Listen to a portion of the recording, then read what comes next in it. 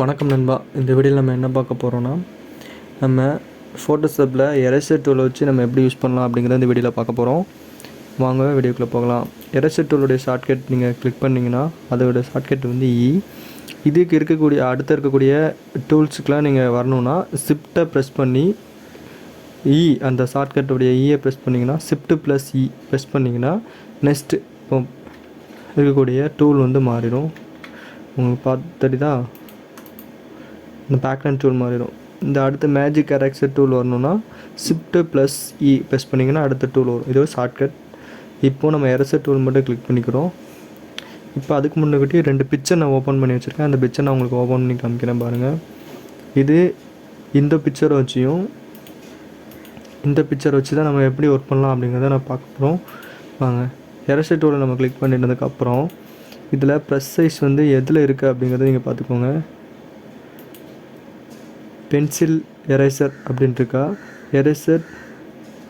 Eraser டூலில் இருக்கா அப்படிங்கிறத click பண்ணிக்கோங்க. இப்போ நான் எரேசர் டூலில் கிளிக் பண்ணதுக்கப்புறம் ப்ரெஸ் சைஸை வந்து நீங்கள் செலெக்ஷன் பண்ணிக்கோங்க. ப்ரெஸ் சைஸ் நான் இந்த ப்ரெஸ் செலக்ட் பண்ணிக்கிறேன்.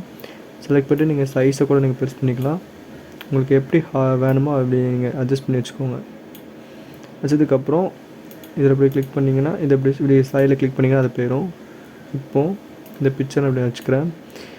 இந்த ப்ரெஸ் சைஸை நான் இன்க்ரீஸ் பண்ணதுக்கு வந்து ப்ராக்கெட் சிம்பிள் இருக்கு இல்லையா, நம்ம கீபோர்டில் லெஃப்ட் சைட் ப்ராக்கெட் சிம்பிளை நீங்கள் ப்ரெஸ் பண்ணிங்கன்னா அந்த ப்ரெஸ் சைஸ் கூடும். ரைட் சைடு நான் வலது கை பக்கம் இருக்கக்கூடிய ப்ராக்கெட் சிம்பிளை நீங்கள் கூட்டினீங்கன்னா ப்ரெஸ் சைஸோட சைஸ் வந்து இன்க்ரீஸ் ஆகிட்டே இருக்கும். அதுவே நீங்கள் லெஃப்ட் சைடோடைய ப்ராக்கெட் சிம்பிளை நீங்கள் ப்ரெஸ் பண்ணிங்கன்னா ப்ரெஸ் சைஸ் வந்து கம்மியாகும். இப்போ நான் ப்ரெஸ் சைஸ் நான் கூட்டிக்கிட்டு இது நார்மலாக ஒரு எரேசர் மாதிரி தான். நம்ம டெலீட் பண்ணும்போது இந்த பாருங்கள் டெலீட் ஆகும். இதை வந்து நான் எப்படி டெலீட் ஆகுதுன்னா நான் ஒப்பாசிட்டியை வந்து கம்மி பண்ணி வச்சுருக்கேன். இது எரேசர் டூல். இப்போது நான் ஹார்ட்னஸ் நான் அதிகமாக வச்சு நான் உங்களுக்கு காமிக்கிறேன். இதுதான் ஹார்ட்னஸ். இது நான் அதிகமாக வச்சு காமிக்கிறேன் பாருங்கள்.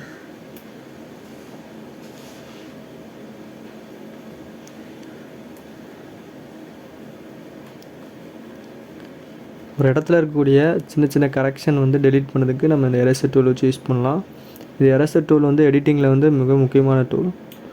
இது இந்த எரேசர் டூல். இதை நான் இப்போ Ctrl+Z கொடுத்து வந்துக்கிறேன். அதே மாதிரி தான் சேம் பேக்ரவுண்ட் எரேசர் டூல்.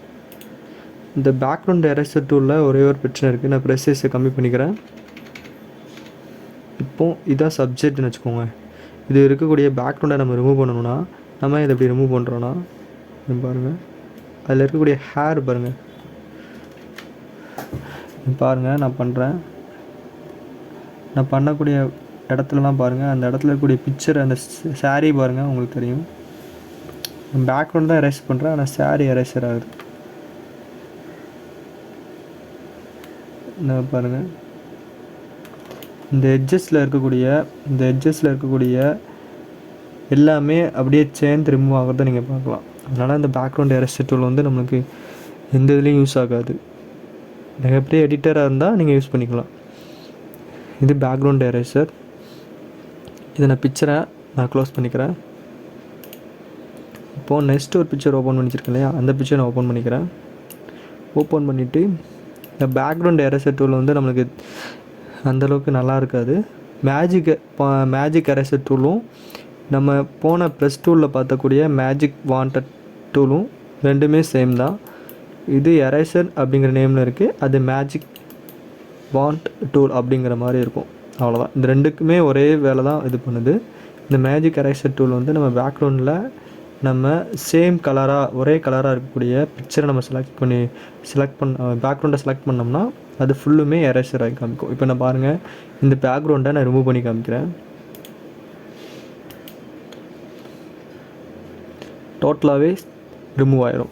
இதுவே ஒரு மல்டி கலராக இருந்துச்சுன்னா ரிமூவ் ஆகாது. அதையும் நான் உங்களுக்கு செஞ்சு காமிக்கிறேன். கிரேடியம் கலர் போய்க்கிறேன்.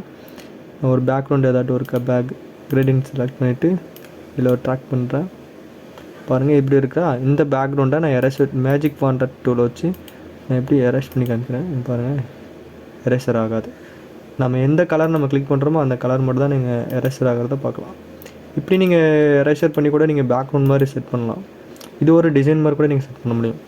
இதை நீங்கள் மூவ் டூவில் வச்சு இப்படி மூவ் பண்ணிங்கன்னா பாருங்கள், பேக்ரவுண்ட் ஒரு டிசைனிங்காக நம்ம உருவாக்க முடியும். இதாங்க eraser tool, background eraser tool, magic eraser tool.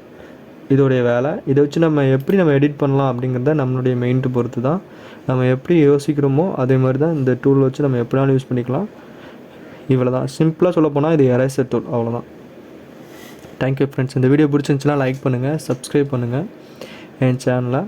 அடுத்தடுத்த வீடியோ போடக்கூடிய வீடியோவை உங்களுக்கு நோட்டிஃபிகேஷனாக வந்து சேரணுன்னா நீங்கள் சப்ஸ்கிரைப் பட்டன் பக்கத்தில் இருக்கக்கூடிய பெல் ஐக்கானை கிளிக் பண்ணி ஆல் அப்படின்னு செலக்ட் பண்ணதுக்கப்புறம் நான் அப்பப்போ போடக்கூடிய வீடியோ வந்து உங்கள் மொபைலில் நோட்டிஃபிகேஷனாக வந்து சேரும். நீங்கள் உங்கள் மொபைலில் நோட்டிஃபிகேஷன் பட்டனை கிளிக் பண்ண உடனே அதில் நோட்டிஃபிகேஷன் வந்துருந்துச்சுன்னா அதை செலக்ட் பண்ணுங்கள். செலக்ட் பண்ணி பாருங்கள், என்னுடைய வீடியோக்கள் வரும். யாரோடைய வீடியோனாலும் சப்ஸ்கிரைப் பண்ணி வச்சுருந்தீங்கன்னா கூட அதில் வந்து காமிக்கும். நீங்கள் அதில் கூட போய் நீங்கள் பார்த்துக்கலாம். வீடியோ உங்களுக்கு வரலை அப்படிங்கிறது நீங்கள் எதுவுமே வருத்தப்பட வேண்டாம். Thank you friends.